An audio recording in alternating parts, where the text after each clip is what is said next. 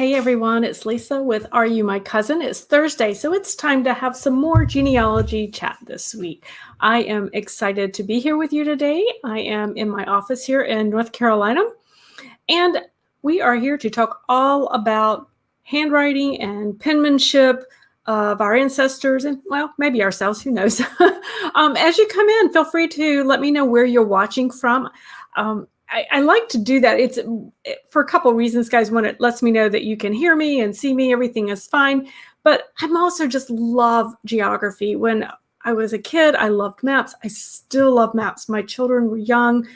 When they were young, we used to play games. We used to have all kinds of games that involved maps and learning about states. And I'd get them their own little triptychs from the AAA when we would go on trips. So we're a family of maps. We love maps. We love geography. So I always just think it's fun to see where people are from. So anyway, like I said, if you're just joining me, I am in North Carolina. And if you have never met me before, I am Lisa Listen with Are You My Cousin? And I have the website and the YouTube channel where I really work hard to help take the overwhelm out of your genealogy research, because I think genealogy research is fun. I think it should be fun. It should never be boring. It's not always easy, but that's okay. As long as we're systematic, we can keep on chipping away at it, right? Hey, Kim from Ohio. Yay. Between Cleveland and Toledo. Yay. Hey, Hazel. Oh, yes, you knew about the triptychs, right? Those were the kids. I would get one for each of my kids when we would go on those like long trips, and they loved it. And I will tell you, my children know how to read a map. That's for sure. And as adults, I should say. So they love none of the GPS stuff back, obviously, when they were little. So it was a lot of fun. If only our ancestors came with triptychs, right? And we could kind of follow them along on their routes. So anyway, I hope you guys are having a great day today, and thought I'd catch up on a little bit of what's happening here at Are You My Cousin in my little genealogy world here, so that you guys don't miss anything. So obviously, we're here today for our weekly Facebook/YouTube live stream, where we come and just talk about a topic on genealogy each week on Thursdays.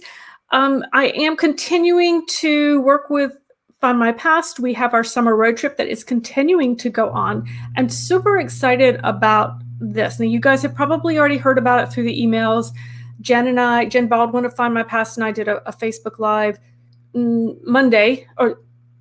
Tuesday on New York. And so on next Monday afternoon, so that's the 26th, July 26, 2021, at 4 p.m., Jen Baldwin from FindMyPast, Josh Taylor, the president of the New York Genealogical and Biographical Society, and I will be having a Facebook Live.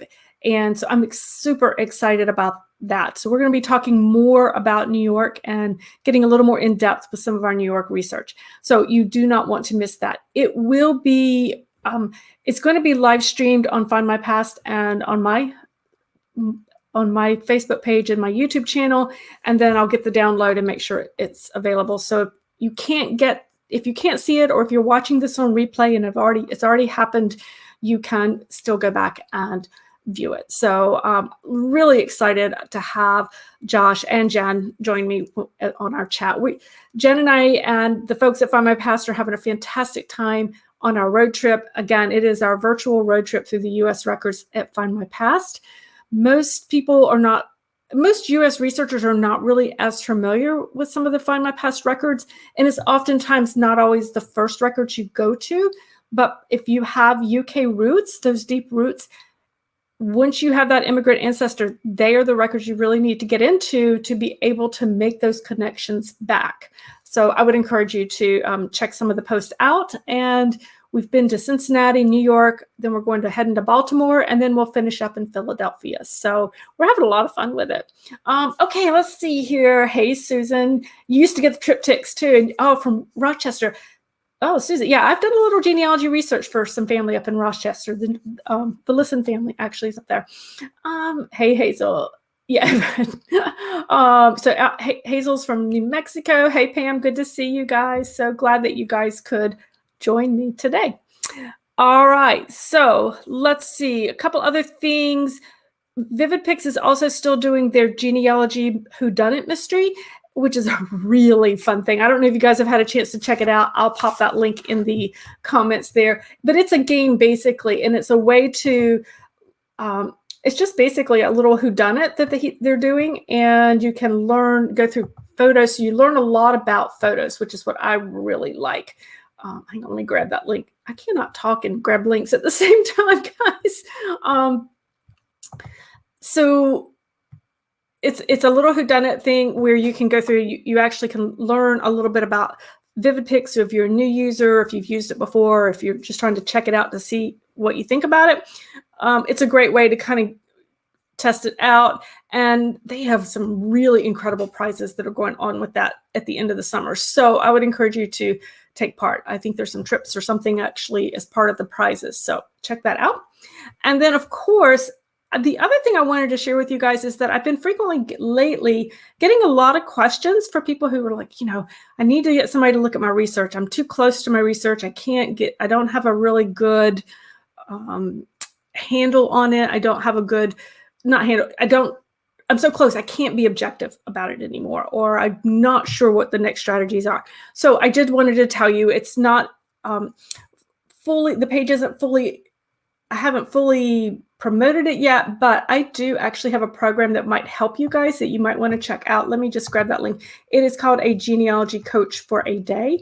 And it is exactly that. It is a day of research, a virtual research with me, where we can work together, and we use a walkie-talkie type app that's really cool and is really helpful to allow us to kind of chat back and forth, as well as give you some new insights and let you try out some of the strategies while we're still have contact together. So wanted to share that with you. Hey, Danny from Loveland, Ohio. Yep. Oh, lots of you guys have done the triptychs. That is so cool. I love that. Okay. So we are here today to talk about handwriting and penmanship. And I don't know about you guys, but my handwriting and penmanship is not very good. It never has been since I learned to write cursive. I don't know if they even teach cursive anymore. But when I used to be great at printing when I was a kid, I learned to write cursive, and it's been all downhill since. And then I had hand surgery a couple of years ago on my right hand. And so, yeah, I really, my handwriting has really gone downhill. So I think we can identify that with some of our ancestors' documents that are so hard to read. And I know I get stuck a lot with that, but I came up with the reason I wanted to talk about this. I had the most interesting experience. I was doing some research into some records, and honestly, at this point, I can't remember which record set it was, but it was very recent. And I clicked through to the record set, and it was the most beautiful handwriting. It was every genealogist's dream to see this document from the 1800s in this beautiful handwriting, so easy to read. The image was good. The handwriting was perfect. It was so easy, and I thought, yes, I think we all end up on those sometimes, but then we never really quite, it's few and far between. And I'm thinking, yes, this is going to make my life so much easier when I go through this record. And then I turned the page, and I think they changed. It was a different year, and it changed. Whoever the author or the writer was different, and it was some of the worst I've seen. So I went very quickly from some of the best handwriting and easy handwriting to some of the worst. And I was like, that really shows the gamut of what we see, definitely. So there are definitely some tricks and tips that you can try to make handwriting easier. I think just kind of to tie it, I guess the spoiler alert here is that really, at the end of the day, it's practice, practice, practice. We have to get into those records, and we have to read them, and we have to read a lot of them. And I think at the end of the day, it is a lot about practice. But I want to talk about some other things that we can do. Feel free, as we're talking, guys, please put your comments, write out your comments if you have other tips, or if you have a comment on any of the tips that I mentioned.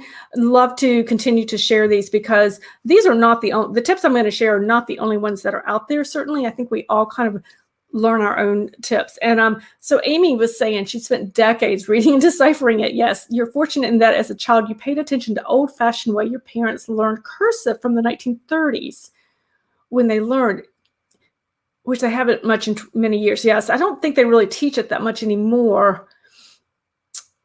She's worried about the ability of the young people today since they're not teaching cursive in schools anymore. Yeah, honestly, I don't know. My children came up, my children did learn. They were probably some of the last ones in our area to actually learn cursive writing.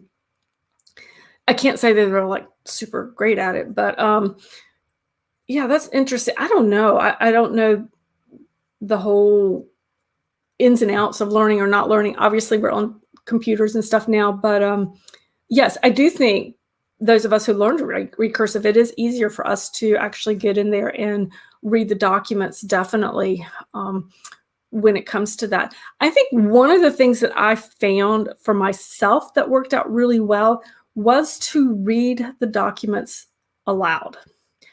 That if I sat, I always feel very self-conscious, even to this day, when I'm analyzing, to sit and read the documents out loud. That for some reason makes it easier for me.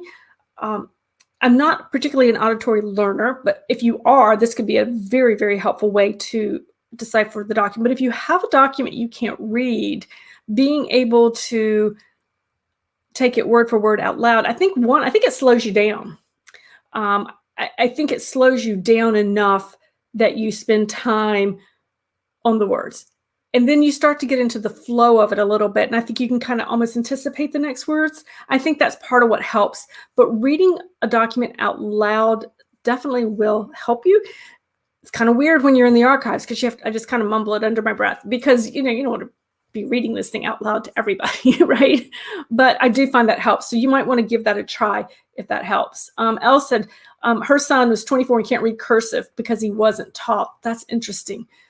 Yes. So yeah, that was right around the age of my son. My son's a little younger and he did learn, but I'm sure that was just different in the area. Oh, yay. Christine said in Quebec, they still teach cursive writing. Yay. That's good. Not to mention it's just good hand coordination. But that's an interesting thing. So I don't know what they're going to do with that. And I don't know why they don't do that anymore, but I can remember learning and being so excited because feeling like a big kid because I could write cursive and read cursive again. The next generation is going to turn you guys in Canada. That's funny, Kim. All right. So another tip. Oh, I'm going to get fancy on you guys now. Another tip to tell you. So read it out loud. So the first time you get that document, read it out loud. The next one I would encourage you to do is to make sure that you know any abbreviations that are being used. So if you are seeing abbreviations that you don't recognize, make sure you figure out what they are. They could be kind of a standard abbreviation. So if you have something that seems to be kind of showing up multiple times within a document series, so if you're looking at deeds and you're constantly seeing CLK, what in the world could that be? Well, it means clerk, at least in the records I research. But make sure you understand what some of those common abbreviations are. Sometimes, depending on the record, you might find the abbreviations, if it's a book series or something like that, you might find it at the beginning. For instance, I'm thinking directories, lots of the various directories. And granted, they're not script, but you would find the abbreviations at the front of the book there. Sometimes at the beginning of a record series, you'll find that as well.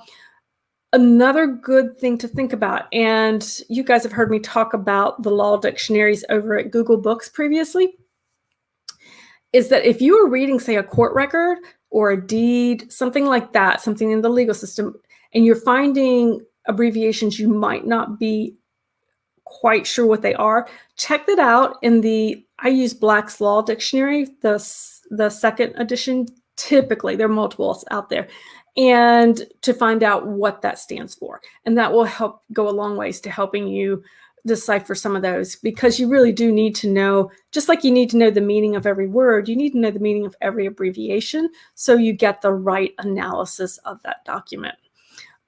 For those of you who are not familiar, if you need a good legal dictionary for your genealogy research to kind of interpret some of the documents you're finding, use Black's Law Dictionary. It is free at Google Books. Just go to books.google.com and you can search for Black's Law Dictionary. Many of the early versions are free. They're in public domain and free to use. So that'll help you out a lot. I do that quite frequently. So know the abbreviations. So you're going to read it out loud, know the abbreviations. Oh, and this is one of my favorite. When I was starting out in genealogy, I received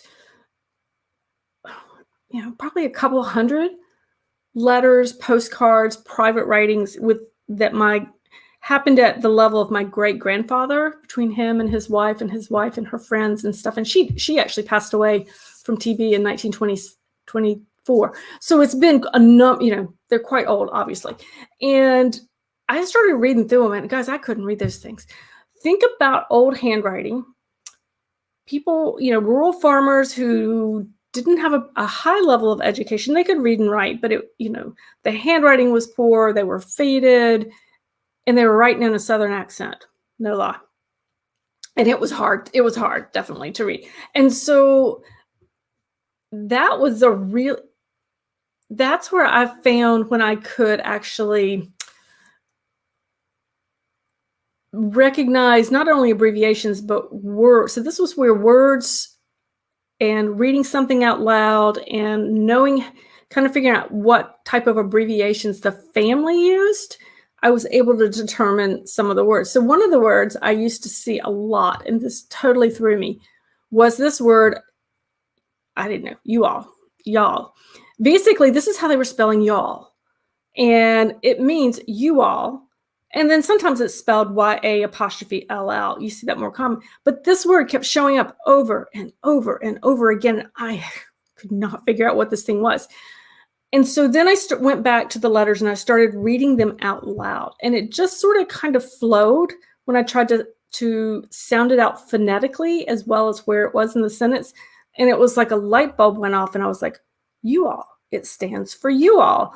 And y'all, we're from the South, obviously. So that was an interesting thing, but this was used frequently throughout the letters to each other. So it was learning what their abbreviations, what their almost vernacular was within their written words. So that is something that's kind of an interesting, if you understand the sayings, if you understand the colloquialisms for an area, if you're struggling with that, say, this was a rural farmer and his bride-to-be in Virginia, but maybe I was from New England, and so I might not have been as familiar with some of the terminology that they used because they had other colloquialisms in there.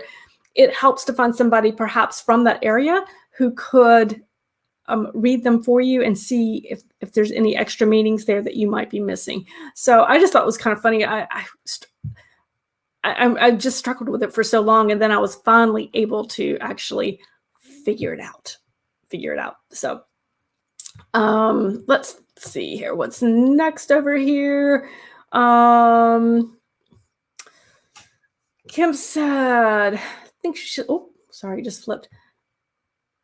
Where did I go? Oh, the key for the next generation is as we abbreviate our notes or even a color codes for some of the books we read. That's a really good point, is to leave a key. So like if you're creating, that's an excellent idea. If you're creating notes or books for your family, for generations to come, if you're creating those family history, be sure to create the key for what things mean, because we know what a lot of it means because we're in these genealogy records all the time, but our family is not. So I think that's an excellent idea, is to create a key to our own records and to our own writings, because that will help the future generations for that. Amy suggests learning the different letters, like SS looks like, what was it? Looks like SS for FR, the abbreviations for Thomas, like THMS, TMS, Samuel, all the names abbreviations. If you can write those down and make that own key, that would be perfect. Hazel said, saying things out loud triggers realization. Absolutely. Oh yes, Pam. Pam. I am still working on your grandfather's social security number question because I still can't figure this out. I still haven't figured it out, Pam, but I'm still working on it. But thank you for bringing that up. Okay, so the other thing that I would encourage you to do, there are two other tips I have. One is I will take a document. So sometimes I get a document, and if it's from microfilm, and it might be just the contrast isn't good, or I just need to clean it up, I will actually convert it into a JPEG file. So I'll convert it to an image file, and then I will upload it to a photo editing software. Now I use VividPix. That's my favorite for photo editing. And I can go into that and I can adjust it multiple ways. They have the easy way, and then they have, like, I call it the easy button, but they have it set up so that you can choose the one that works best for you, and then you can make other adjustments as well. I find that helps a lot. It also, they have a zoom and transcribe section on there that was new a year or two ago, that has really helped. It allows you to really get into that document and see, be able to, it cleans up the document, it enlarges it for you. You can then transcribe the document much easier. So I find that helps a lot. Sometimes if you're on a microfilm reader, or they do still exist, and even online at like Fold3 or Ancestry, if you can reverse the contrast, sometimes that will help you read a document better as well. So kind of play around with the settings. Sometimes I forget to do that, but play around with the settings even online, because the databases often will allow you to do that, and that can help you out as well for that. So that would be really good to do that as well. But I have in the past, I've used other software too. I've used VividPix is my go-to, but I have used PicMonkey for that. I don't have a subscription to it anymore, but I do. If you do, PicMonkey was really good for that at one time too. So that's another one that's out there. Certainly if you have Photoshop and those kinds of things, you can clean up, but that's a little overkill. If you already have it, great, use it, but it's a little overkill. It's a big, it's a big program that I wouldn't get it just for that by any means. So just wanted to kind of give you those other options to what you can use there for that. So, and then the other tip that I would give you would be, sometimes if you're not sure what a letter is, maybe you think that word is spelled and you think it's a certain spelling, go back and look at a word that you already know that has the letters in it that you know, and compare them.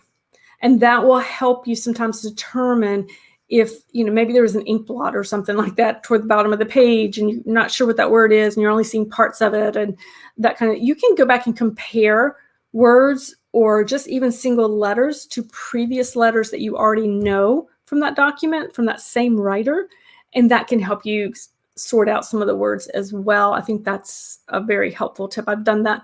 I do that a lot in Deeds for some reason. It just seems to come up for me more in Deeds than anywhere else. But yes, absolutely compare those words and see what works best for you. So, you definitely want to try reading it out loud.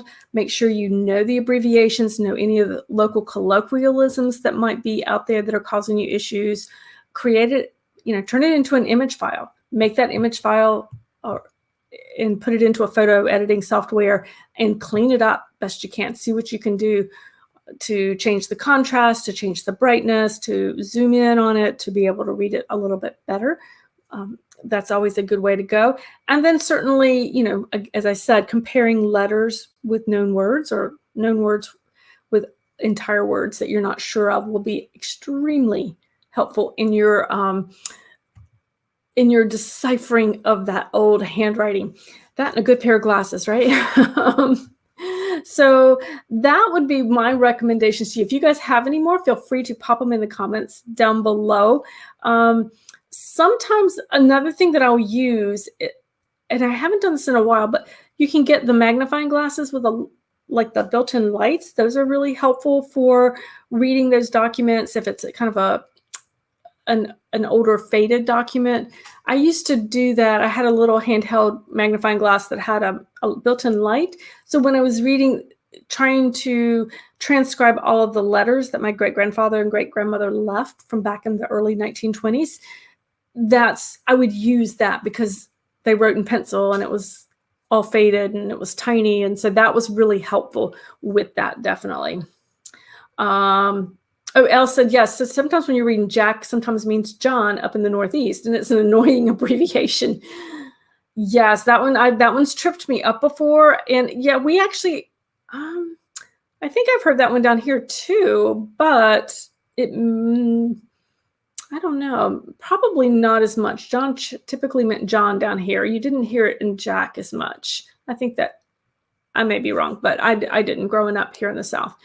But you're absolutely right. Knowing the different names, knowing different names and different abbreviations. And so it's helpful when you can, if you're in reading documents pertaining, it could be pertaining to a particular faith or religion, but you don't understand what they're saying.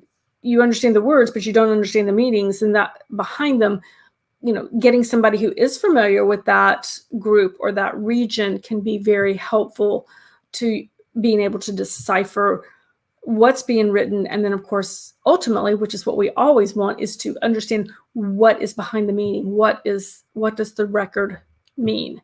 Because we need to know what that record means.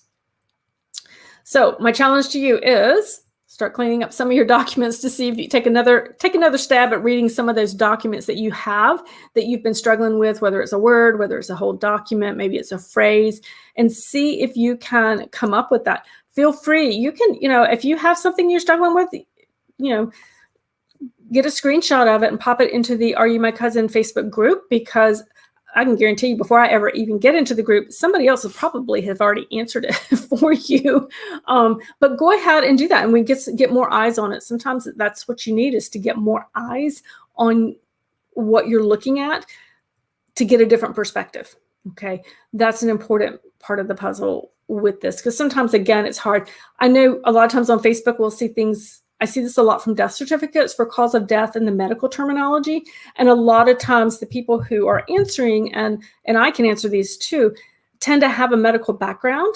And so it's not even just being able to read and spell the words, it's knowing what the words could possibly even be and what they mean, because it's a medical term that we've used to. So that's that kind of thing. Feel free to pop it into the Facebook group and get some eyes on it and see what we can do with that for you, because I know we can do that for you. All right, guys, I'm going to let you go. Do not forget, mark your calendars, July 26th, 4 p.m. Here we will be talking with Jen Baldwin and Josh Taylor on more New York research. Lots of intricacies when it comes to New York research. And even if you do not have ancestors from New York, I would say join in anyway, because there's a lot of value in learning what other researchers do and how they approach things, regardless of the location. You can still learn strategies. You can still pick up on important recommendations and things like that you can apply to your own research for that. So that would be a good thing. Hazel said Quaker records are comprised of many, many codes. Hazel, it's funny you said it, because that was exactly, I was thinking of the Quakers when I made that comment, actually. Yes, it's, different. It's just how their faith worked.